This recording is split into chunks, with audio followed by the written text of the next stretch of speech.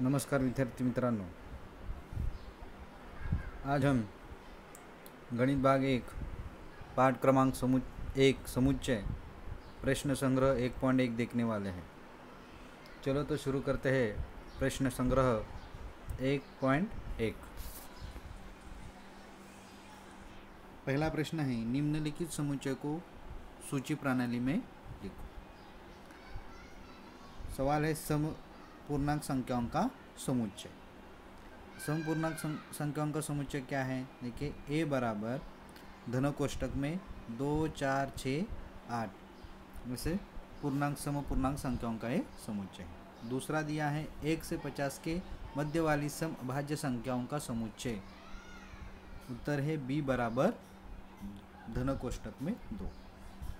तीसरा सवाल है सभी ऋणात्मक पूर्णांकों का समुच्चय।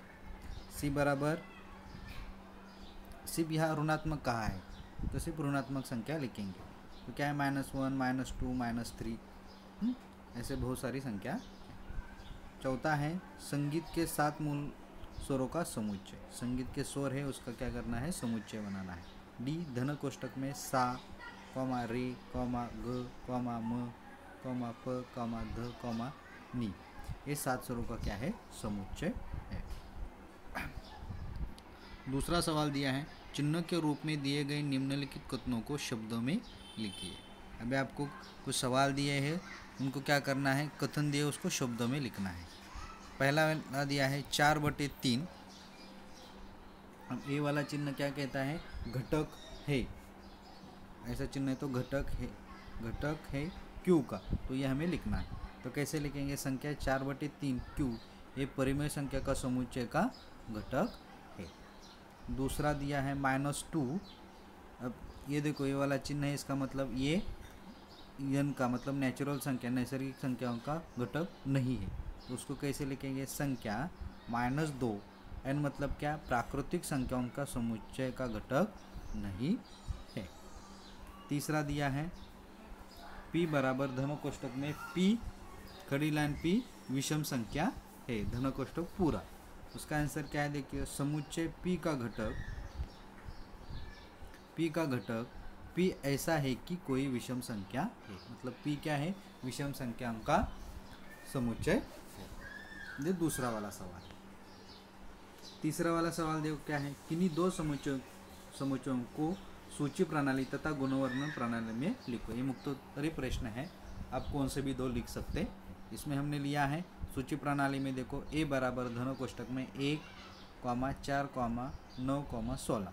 अब ये जो दिया हुआ समुच्चय क्या है, उसका गुणवर्णन करना है। तो ये गुणवर्णन क्या है, देखिए, गुणवर्णन प्रणाली बराबर a बराबर प्रथम 4 पूर्ण वर्ग संख्या है। दूसरा उदाहरण लिखना है, सूची प्रणाली b बराबर धन कोष्टक में अप्रैल, जून, सितंबर, नवंबर, धन कोष्टक पूरा। अब दिए हुए जो महीने हैं वो महीने क्या है, 30 दिनों के हैं।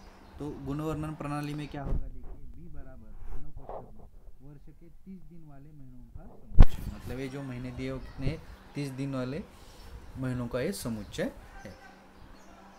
प्रश्न क्रमांक 4 दिया है निम्नलिखित समुच्चय को सूची प्रणाली में लिखो। मतलब आपको जो प्रश्न दिया है उसको सूची प्रणाली में लिखना है। पहला प्रश्न दिया है भारतीय सौर वर्ष के सभी महीनों का समुच्चय।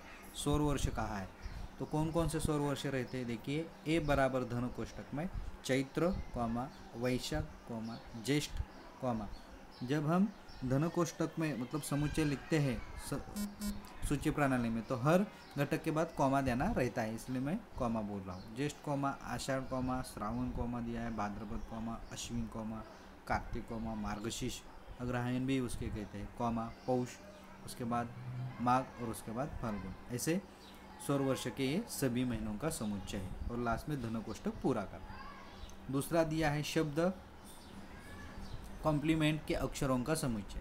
अभी देखो, जब कोई आपको अक्षर दिए जाते, शब्द दिए जाते हैं और उनका समुच्चय आपको लिखने के लिए कहा जाता है, तो उसमें याद रखने का, जो डबल शब्द आया है उसको लिखना नहीं, उसको एक ही बार लिखना है।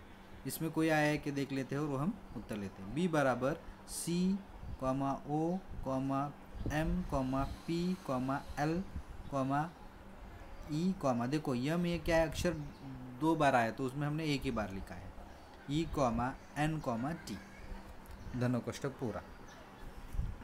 ये कॉम्प्लीमेंट शब्द के अक्षरों का समुच्चय।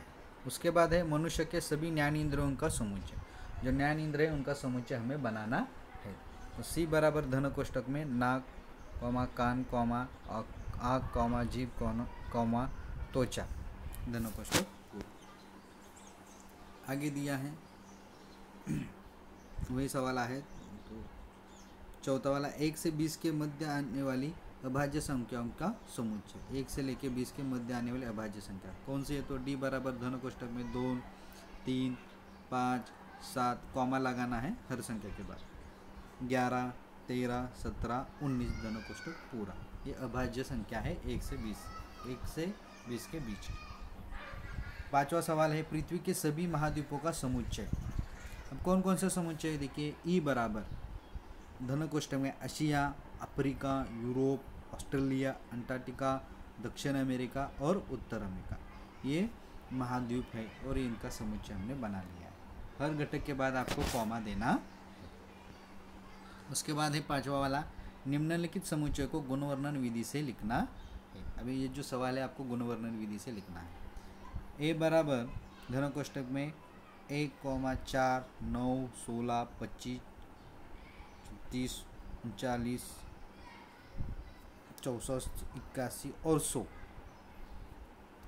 ये हमें अंक दिए गए धन कोष्ठक पूरा, और इसको हमें गुणवर्णन में लिखना है। तो देखिए इस घटों के लिए हमने x माना, खड़ी लाइन x बराबर n का स्क्वायर, ये स्क्वायर है, n का स्क्वायर मतलब नंबर, ये दिए हुए संख्या क्या है, किसी के तो स्क्वायर है तो n स्क्वायर। n अब क्या है, घटक है, अब घटक है, कौन से घटक है, तो नेचुरल्स नंबर है, नैसर्गिक मतलब प्राकृतिक संख्या है, कॉमा n ग्रेटर देन, है ना, मतलब 1 से बड़े लेकिन 10 तक ये संख्या है, 1 से लेके 10 तक, तो n उस तरफ लाइन दिया है मतलब बड़ी संख्या है, और 10 तक मतलब 1 से लेके 10 तक के आपको क्या है, समुच्चय बनाया गया है प्राकृतिक संख्याओं का, धन कोष्ठक पूरा। दूसरा दिया है b बराबर धन कोष्ठक में 6, 12, 18, 24, 13, 36, 42, 48। अब इसमें भी देखिए उसी तरह है, ये भी प्राकृतिक संख्या है, और ये अगर हम देखते हैं तो मल्टीप्लाई किया गया नंबर, हाँ 6 का जो पाड़ा है वो 6 के पाड़े का है। कहाँ तक गिना है, 6, 7, 20, 34, ये भी 6 का पाड़ा है, तो 6 का पाड़ा 6 से लेके मतलब नंबर पहला 6 से लेके कहाँ तक दिया है, 9 के अंदर तक संख्या ये दी गई है। आगे दिया तीसरा वाला देखिए, सी बराबर धन कोष्ठक में ये शब्द दिया है, यस कॉमा MILE, तब ये आपको गुणवर्णन करना है। तो क्या है, y को खड़ी लाइन y, ये क्या कौन सा शब्द है, तो स्माइल शब्द का ये क्या है, अक्षर है, मतलब यहाँ अक्षर दिए हैं और ये अक्षर क्या है, तो स्माइल शब्द बनता है, तो ये स्माइल शब्द का ये अक्षर है। उसके बाद डी बराबर धन कोष्ठक में रविवार, सोमवार, मंगलवार, बुधवार, गुरुवार, शुक्रवार, शनिवार, अब ये क्या है, सप्ताह के 7 दिन है, तो डी बराबर धन कोष्ठक में z खड़ी लाइन z कॉमा, ये क्या है, तो सभी सप्ताह के 7 दिन है, धन कोष्ठक पूरा। उसके बाद x बराबर धन कोष्ठक में a, e, t, धन कोष्ठक पूरा।